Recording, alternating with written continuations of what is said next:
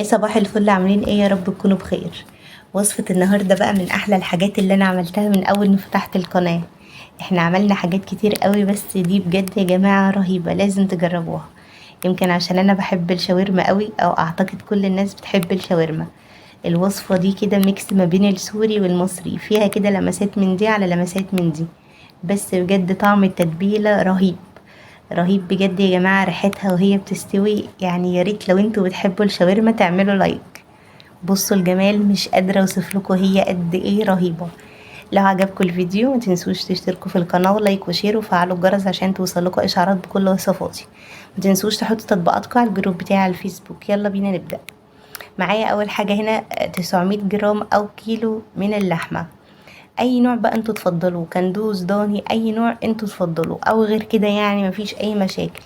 اللحمه دي يا جماعه انا كنت مقطعاها قطع كده، وكانت عندي في الفريزر، يعني ما كنتش مقرره ان انا هعمل بيها شاورما، بس قررت فجاه ان انا هعمل بيها شاورما. بصوا انا طلعتها طبعا ما غسلتهاش، هي كانت مجمده، سبتها كده فكت نص تجميده. وابتديت اقطع فيها شرايح رقيقه رقيقه جدا.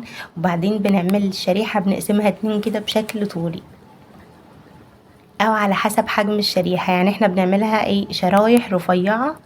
وبعدين بنقطعها بشكل طولي. بصوا بالطريقة اللي انتوا شايفينها دي.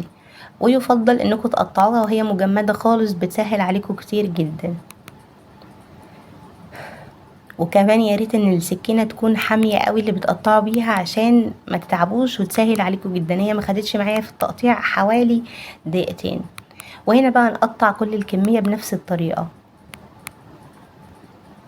بصوا رققوا في الشرايح اللي بتقطعوها على قد ما تقدروا عشان تسهل عليكم في التسوية. وهنا بقى قطعت كل الكمية بنفس الطريقة اللي انتوا شايفينها دي.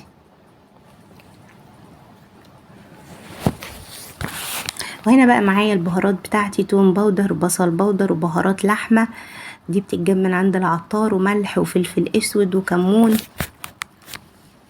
عموما هسيب لكم مقادير كل البهارات في صندوق الوصف. ومعايا علبة من الزبادي البيور، يعني بمقدار معلقتين كبار من الزبادي، وقلبناها كويس قوي. هنغطيها بأي كيس مطبخ او ستريتش، وهنسيبها في التلاجة لمدة نص ساعة او ساعة لحد ما تشرب من التتبيلة. ولو مستعجلين اشتغلوا فيها على طول. ومعايا هنا بقى الخضار بتاعي اللي هضيفه على الشاورما بعد ما تستوي. بصلاية كبيرة كده عملتها جوليان، واتنين طماطم شلت منهم البذرة، وفلفل الوان، فلفل اخضر، فلفل سبايسي، اي حاجة انتوا تفضلوها. وضفت لها رشة من الفلفل الاسود ورشة من الملح. ومعايا هنا بقى ايه، الشاورما كانت شربت من التتبيله كويس قوي في التلاجة لمده ساعه. ولو مستعجلين هتشتغلوا فيها على طول زي ما قلت لكم، مفيش اي مشاكل. طاسه غير لاصقه بقى، ورفعتها على النار ونزلت فيها بمعلقتين من الزيت، ونزلت بالشاورما بتاعتي كده هديها صدمه على الوشين. هنفضل نقلب فيها لحد ما تشرق، يعني اي ميه فيها كده تنشف، والزبادي اللي احنا حاطينها. وهنا بقى مهمه الزبادي معانا، بتخلي الشاورما جوسي جوسي من هنا لحد السنه الجايه، تبقى طريه طراوه مش طبيعيه. بصوا هنديها كده قلبتين تلاتة لحد ما تتبخر منها كده الميه والزبادي، والشاورما كده تمسك نفسها، قطع اللحمه يعني تمسك نفسها. وبعدين بقى هنبدأ نضيف لها المية عشان نسويها. انا بتاعتي اللحمة بتاعتي خدت تقريبا حوالي 3 كوبايات من المية. بنسويها يا جماعة على نار هادية لحد ما اي مية فيها تتبخر تماما. طبعا الملح احنا ضايفينه مع التتبيلة، ولكن بتدوقوا لو احتاجت سنة ملح تاني بتحطوا لها. وعلى نار هادية بقى، وبنسيبها لحد ما تستوي. هنا بقى نبدأ نحضر سلطة الطحينة. معايا هنا 400 جرام من الطحينة. نزلنا عليهم بعصرة من الليمونة، ليمونة كاملة كده كبيرة، متستخسروش فيها، ضيفولها عشان تديكوا طعم حلو. نزلت عليها بليمونة كبيرة كده، ومعلقتين من الخل. وهنحط بقى فلفل اسود، رشة فلفل اسود ورشة ملح بس. ممكن تضيفولها كمان فصين توم، بس انا ما حبيتش اضيف فصين التوم دول، عشان انا يا جماعة عايزاها سلطة الطحينة، انا مش عايزاها تومية ابدا. بصوا، وهنا بقى السر اللي انا ما كنتش اعرفه وعرفته مؤخرا، ان الميه انا دلوقتي هضيف لها كوبايه من الميه المغليه تدريجيا، هنضيفها بالتدريج حبه حبه كده، وهنضرب بالشوكه، هنقلب كويس قوي بالشوكه. ما كنتش اعرف، انا الاول كنت بضيف لسلطه الطحينه ميه بارده من الفلتر عادي، بس الميه المغليه يا جماعه بتخلي قوام الطحينه كل ما تضيفوا ميه وتقلبوا القوام بيتقل جدا، وبتديكوا كميه كبيره قوي، كميه محترمه يعني. بصوا انا هنا ضفت الكوبايه بتاعتي بالتدريج لحد طبعا ما لونها فتح، استمريت في التقليب فيها وبقت بالقوام الكريمي التحفه اللي انتوا شايفينه ده. يبقى قلنا كوبايه من الميه المغليه وهنضيفها تدريجيا لحد ما نوصل للقوام المطلوب اللي احنا عاوزينه. ممكن ما نضيفش الكوبايه كلها، ممكن نضيف اكتر من الكوبايه على حسب القوام اللي يريحكم. كده كانت سلطه الطحينه جاهزه معايا. وهنا بقى اللحمه كانت استوت معايا واتبخرت من اي ميه فيها تماما، ونزلت عليها بالخضار بتاعي، الفلفل الالوان والبصل اقطعهم كده جوانح او جوليان، وهنسيبها لمدة نص دقيقة لحد ما الخضار يدبل وهنقفل عليها. بس اهم حاجة يا جماعة تنشف من اي نقطة مية فيها. وبعدين بقى طلعتها في طبق كده تبرد على جنب من الصينية طبعا اللي استوت فيها. وهنا بقى الحتة دي اللي مهمة جدا، الجزء بتاع لف الساندويتش، خدوا بالكم منه كويس قوي. طبعا انا قلت لكم في اول الفيديو هي فيها لمسات من المصري على لمسات من السوري. العيش ده يا جماعة عيش سوري، ممكن تحطوها في كايزر مفيش اي مشاكل، والكايزر هيسهل عليكم كتير جدا. انا هنا بقى كده فردت العيش السوري بتاعي وحطيت فيه معلقة من الطحينة، معلقة كبيرة كده محترمة، فردتها في الساندوتش. ونزلت بقى بكمية الشاورما بتاعتي، وكان معايا كمان هنا بطاطس محمرة، وهنحط طبعا مخلل، ممكن خيار مخلل، جزر مخلل، ممكن كمان نحط زيتون مخلل، بس طبعا بنكون زيتون مخلي من البذر. وهنبدأ بقى نلف الساندوتش، بنقفل من الجناب كده من الأطراف، وبعدين بنبدأ نلف الساندوتش رول.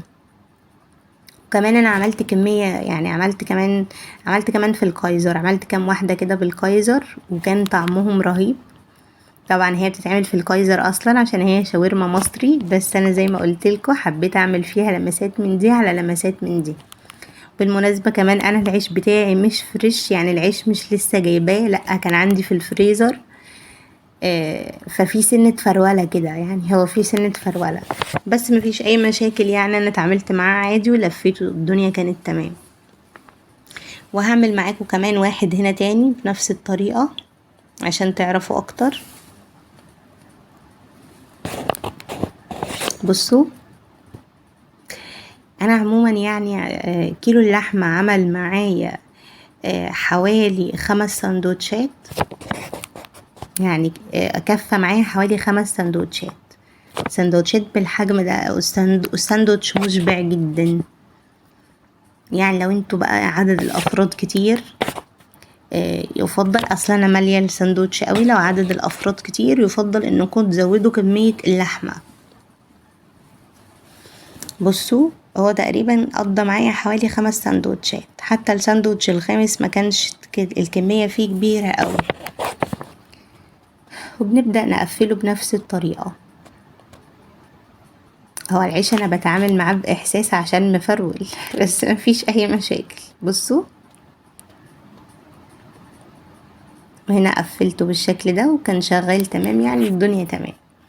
ومعايا هنا بقى الجريل بتاعتي عشان ياخد بقى الشكل التدريجي ده، العلامات اللي بتبقى فيه كده طبعا دي من الجريل بتاعتي. رفعتها على النار ولمعتها كده بمعلقة من الزيت، وهنبدأ ننزل بالسندوتشات كده كلهم نرصهم جنب بعض. هو العيش مفرول، بس اول ما ياخد صدمة في الجريل فهيمسك نفسه. بصوا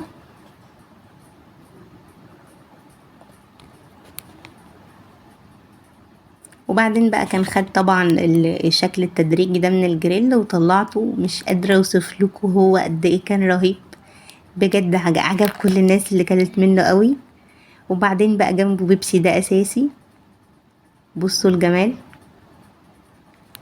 مش قادرة اوصف لكم ما شاء الله قد ايه كان مقرمش من بره وطري من جوه، كانت حاجة كده رهيبة. بجد لازم تجربوه على ضمانتي، هيعجبكم جدا جدا. وبس كده، اتمنى يكون عجبكم الفيديو. متنسوش تشتركوا في القناه ولايك وشير وفعلوا الجرس عشان توصلكوا اشعارات بكل وصفاتي. متنسوش تحطوا تطبيقاتكم على الجروب بتاعي على الفيسبوك. اشوفكم على خير فيديو جديد ان شاء الله. باي باي.